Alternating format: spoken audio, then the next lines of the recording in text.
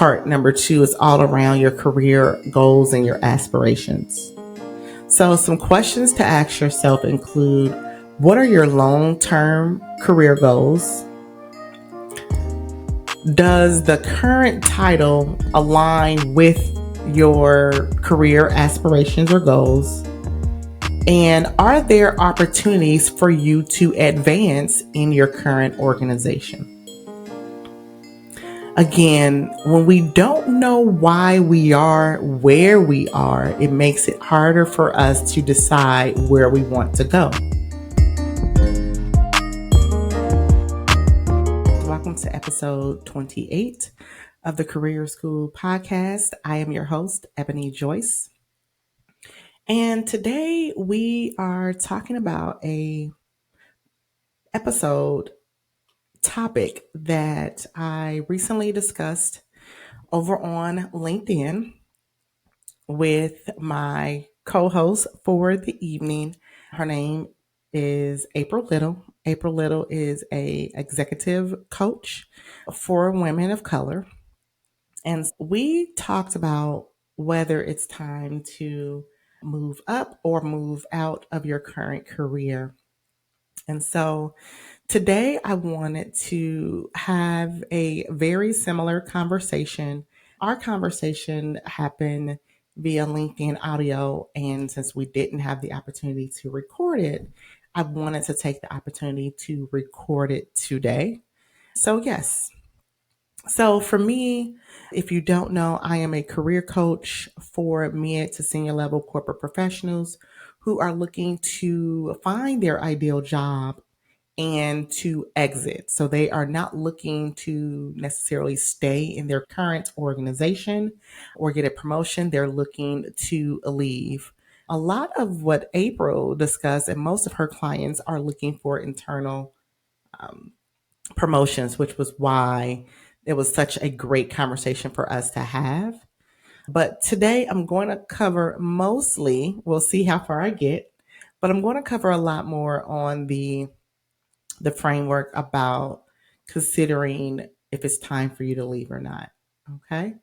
So here are just a few questions and bullet points. So make sure that you come back and re-listen to the episode if you need to, pause it where you need to, or just get your favorite pen and paper and take some notes, as this is a career school podcast. So I love to school you all. So get your writing utensils and let's go to work. The first thing I want to start with, and for me is one of the most important questions, is around job satisfaction and career development. Career fulfillment, job satisfaction and career fulfillment. So I want you to ask yourself a few questions. How satisfied are you with your current role? Do you find your current role fulfilling and meaningful? And if you were able to pick one or two strengths that you use in your current role, what are those? I find that a lot of times people don't know why they're in the role that they're in. It's, oh, it was the next logical step, or I got a promotion. I've been here 5 years, so why not? All the things, but you don't even know why you are there. And before you decide to move, you need to ask yourself, what about the role don't you like? And knowing your strengths, knowing how effective your skills are, will help you to make that decision, help you make that pivot. Question number 2 is all around framework. Part number 2 is all around your career goals and your aspirations. So, some questions to ask yourself include: what are your long-term career goals? Does the current title align with your career aspirations or goals? And are there opportunities for you to advance in your current organization? Again, when we don't know why we are where we are, it makes it harder for us to decide where we want to go. Now, I believe that you don't always need to leave your current organization. There may be opportunities for you to grow and be challenged in the current organization. But if you don't know what opportunities there, then you make the assumption that the only way for you to grow in your career is to exit. And that can be the case, but that's not always the case. So you want to make sure that you are again clear on goals and aspirations before you decide to make that decision. Another favorite of mine when we talk about the framework on deciding whether or not I should go or whether or not I should stay, it sounds like that's like a love song, but is around the work environment and the work culture. How is the work culture in your current organization? What is that work culture like? Do you feel valued or respected by your colleagues, by your management team, by the leadership team, etc.? And then the other question is the work environment conducive to both your personal and your professional growth? I think that a lot of times when we think about work environment, we don't think about it being for us from both a personal and a professional growth experience. We look at it as one-sided. Okay? Unlike again, work culture and work environments are so important. They are like top tier. You are in this environment 8, 10, 12 hours a day, 5 days a week. You have to be in an environment that is mentally, physically, and emotionally healthy for you. And I know that we've all may have been in work environments that were not the most conducive. And that is the reason that we have left organizations, not necessarily because of the work that we did or the work that we do, but because the environment does not allow us to thrive in its current state. Okay. The fourth pillar is around work life harmony. Does the job that you do affect your ability to have work life harmony? Do you have autonomy and control over your day? Do you have a healthy balance between your work life and your personal life? And so those are my only two questions there. Pillar number 5 is around most people's favorite, which is around compensation and benefits, and asking yourself, are you satisfied with the current compensation and benefits? Does the job provide adequate financial security and benefits of your needs? Okay. Again, a lot of times I have heard clients say, I would stay if I made more money.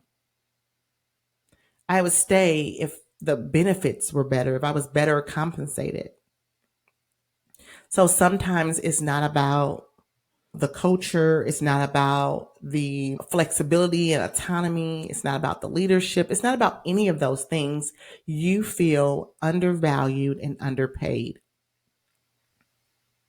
And because of that, again, you can decide to stay and look for a internal role, or we think that the only way to make more money is to exit. And both of those can be true depending on the industry you're in, depending on so many other factors. But again, you want to make sure that you evaluate and that you understand your current state in the industry that you're in as well. So before you make a pivot, make sure you understand the pivot that you're looking to make.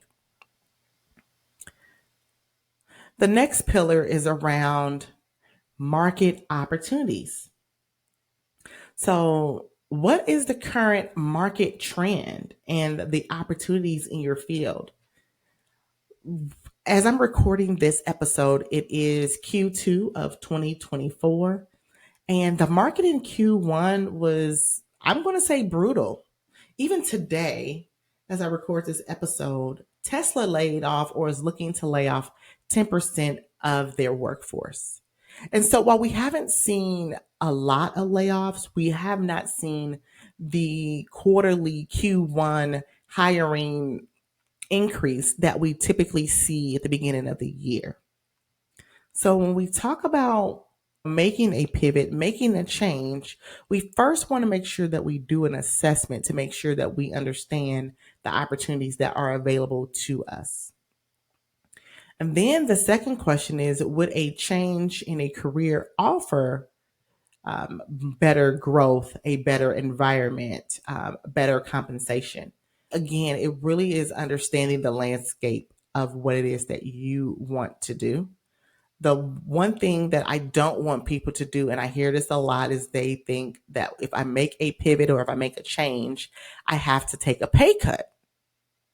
And that is in 99% of the time, that is not the case.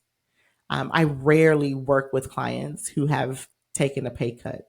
I can't think of one off the top of my head where I've had a client take a pay cut. Not to say that it doesn't happen, but it is highly unlikely that you have to. I think that there are a lot of other factors that need to go into place before you should do. The final one is around your emotional consideration. How attached are you to your current job and to the organization?